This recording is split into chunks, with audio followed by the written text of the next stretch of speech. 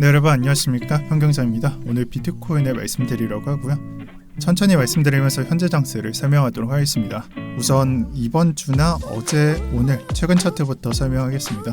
현재 가격을 보면 62K를 터치하고 일시적으로 이탈하는 등 최근 장세가 안 좋았음을 나타내고 있습니다. 또한 저점을 이탈함에 따라서 전 저점이나 아니면 전 매물대를 대상으로 가격 압박이 시작되고 있음을 볼 수 있습니다. 왜 이렇게 흐르고만 있는 건가? 비트가 반등이랄 거 없이 왜 조금씩 내리면서 흐르고만 있냐? 그 원인으로서는 블랙락을 점칠 수밖에 없을 것 같습니다. 그래서 전체 ETF와 그레이스케일의 유입량과 유출량을 비교해보면 그레이스케일의 매입량이 제로로 나타납니다.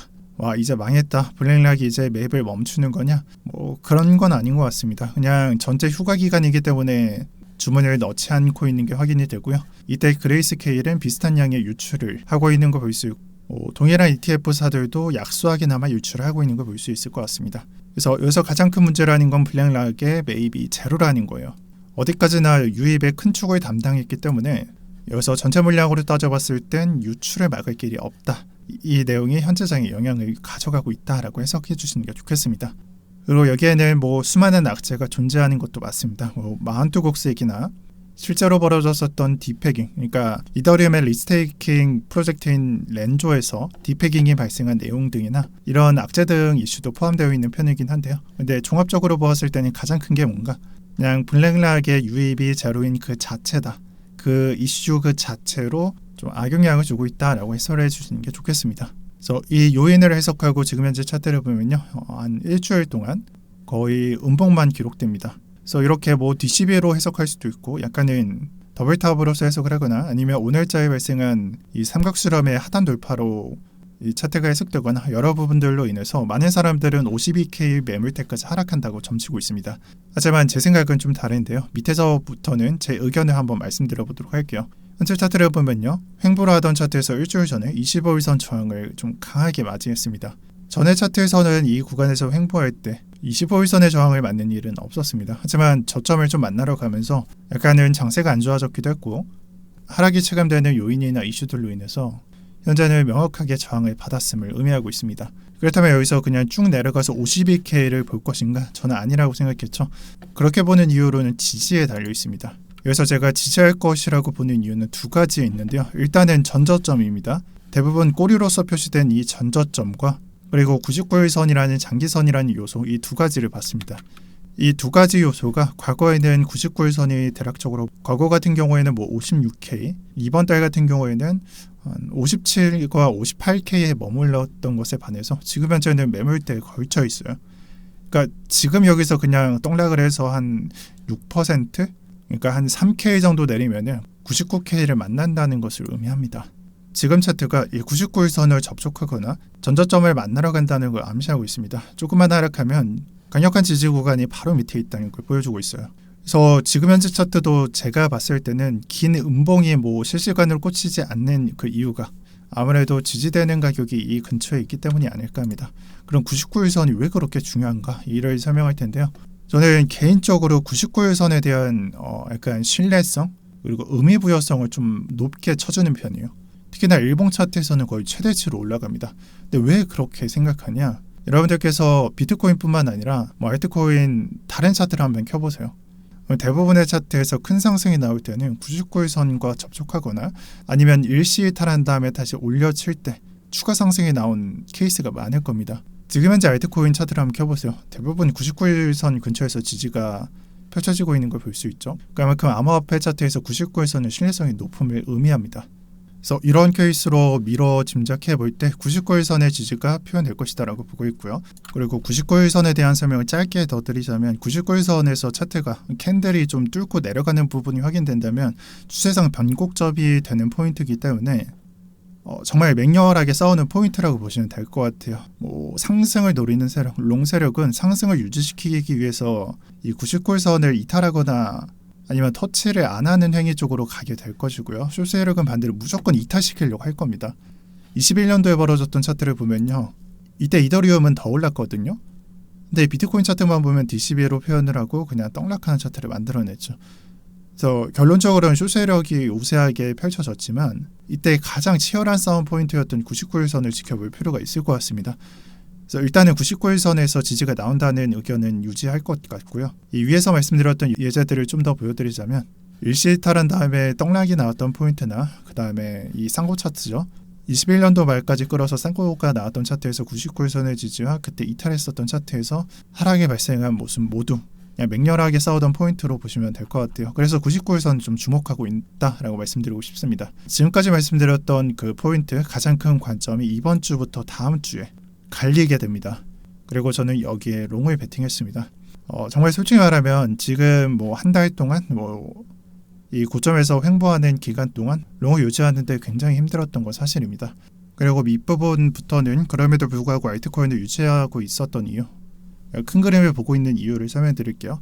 역대 도미넌스 일봉 차트입니다.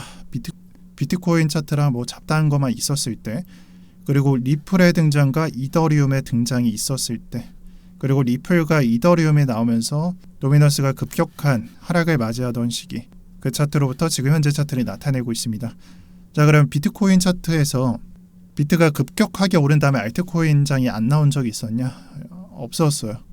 있었던 적이 있긴 했겠죠. 17년도 이전에 알트코인이 뭐야 하던 시기에 뭐 알트코인이 있긴 했으나 이런 식으로 영향력을 가져가지 못하던 시기에는 있었어요.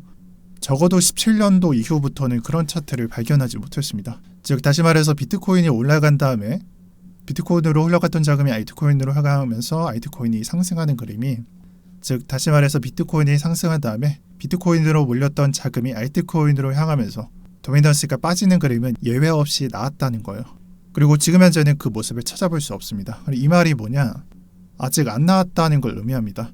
그래서 많은 사람들, 사실 대부분이겠죠. 대부분의 사람들은 지금의 비트코인 상승이나 이 비트코인 차트가 ETF라는 이슈 때문에 올라가는 것이기 때문에 알트코인장은 앞으로 달라질 것이고 알트코인들은 올라갈 일이 없다. 이전과 다르게 봐야 된다라고 말합니다.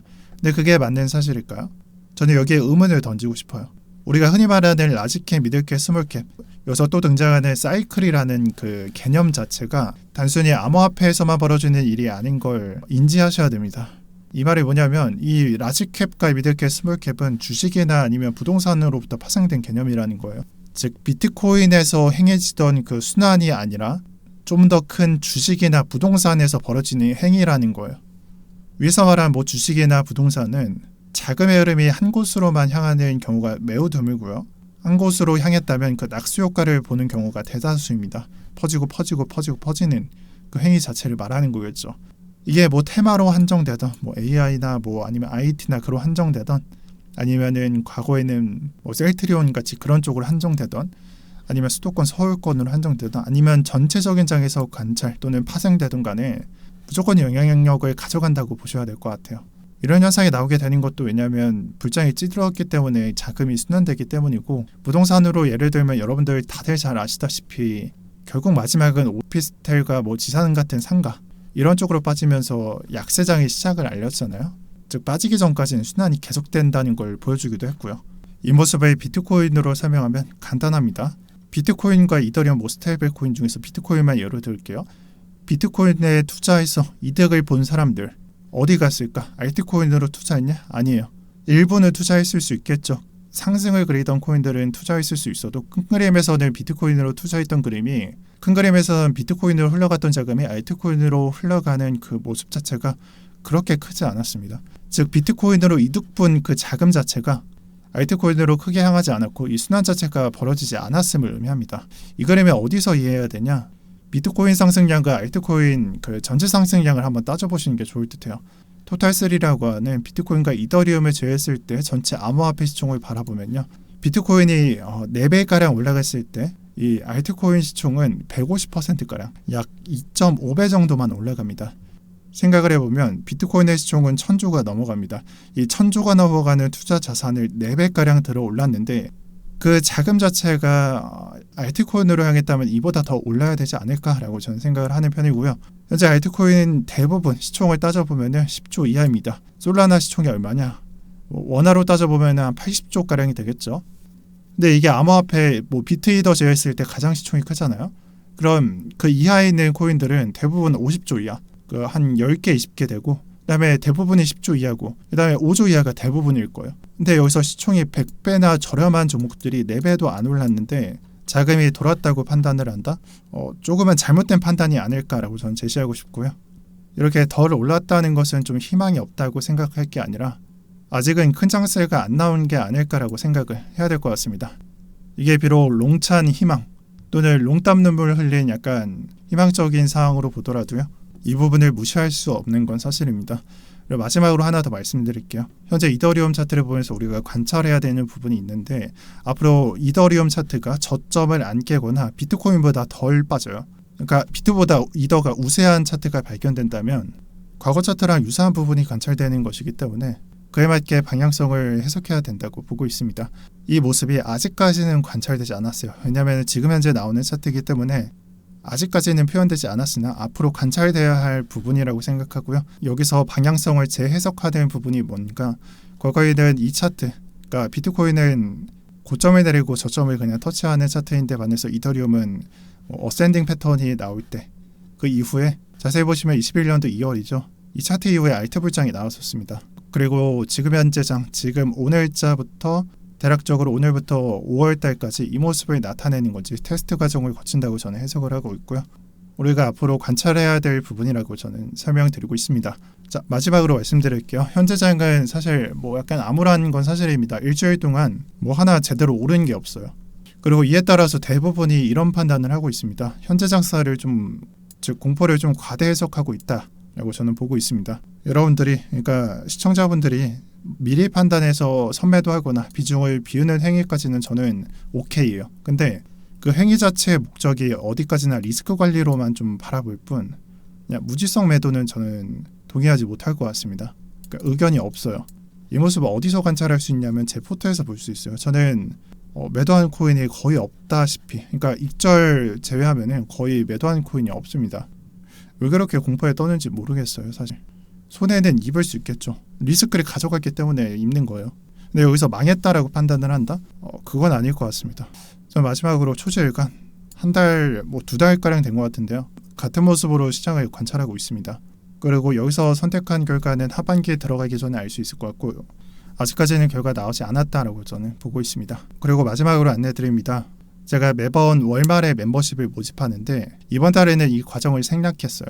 즉 예전 같은 경우에는 3일 정도 이 기간을 열어놨는데 이제 내일자면 끝나거든요. 그리고 아직까지 열지 않았습니다.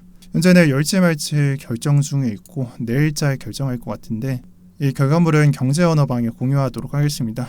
고정 댓글 참고하셔서 내용 읽어주시고요. 오늘 영상 여기까지 하겠습니다. 다들 쉽지 않은 장에서 영상 시청해주셔서 감사하고요. 오늘도 평경장이었습니다. 시청 감사드립니다.